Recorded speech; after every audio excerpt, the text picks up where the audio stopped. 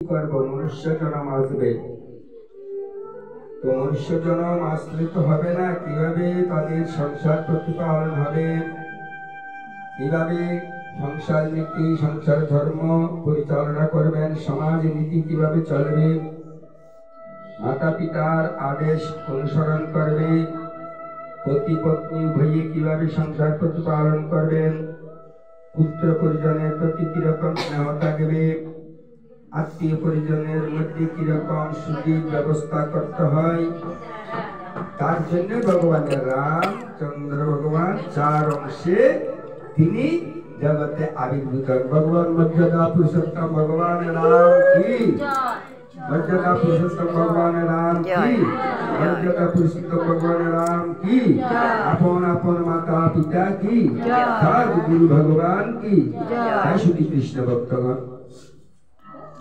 ভগবানের রাম এত কৃপালু, যে রাম সে শ্যাম, রাম শ্যাম এক নাম। তো জীবের যে নামের উপর একাগ্রতা আসবে, সেই নামকে কর্ষণ করলে হর্ষয়তি কৃষ্ণ রাময়তি রাম,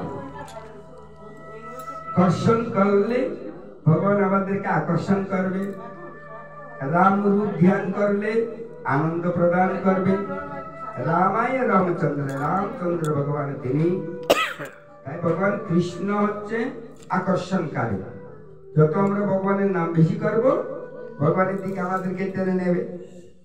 আর যত বেশি নাম হবে, রাম নাম হচ্ছে মনের মধ্যে একটা আনন্দের স্ফূর্তি জাগাবে। তাই আনন্দ কন্দ সচ্চিদ আনন্দ ঘন ভগবান কৃষ্ণচন্দ্র, কৃষ্ণ নামেই আনন্দ, রাম নামেই আনন্দ।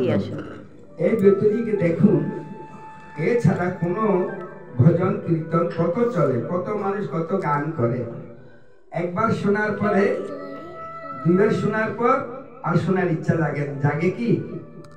ভালো লাগবে না। একবার দুইবার গান, একটা গানকে দুইবার করলে পর তিনবার আর কেউ শুনবে না, হ্যাঁ কি না? কিন্তু রাম নাম কৃষ্ণ নাম যতই বেশি করে তাতে কোনো অরুচি নেই, আছে কি? 34 প্রহর, অষ্টপ্রহর, 40 প্রহর আর বহু পুরো মাস ব্যাপী চলে না, তথাপি নামে অরুচি রাখছে না। নামে রুচি কেন হলো? বলছে নামের মধ্যে এমন একটা শক্তি দিয়েছে, নামকে অগ্নির সাথে তুলনা করেছে। নাম অগ্নি, আগুন, এই যে আগুন জ্বলছে, এই আগুনটা কোন যখন পাহাড়ের মধ্যে বনের মধ্যে দাবাগ্নি হয়,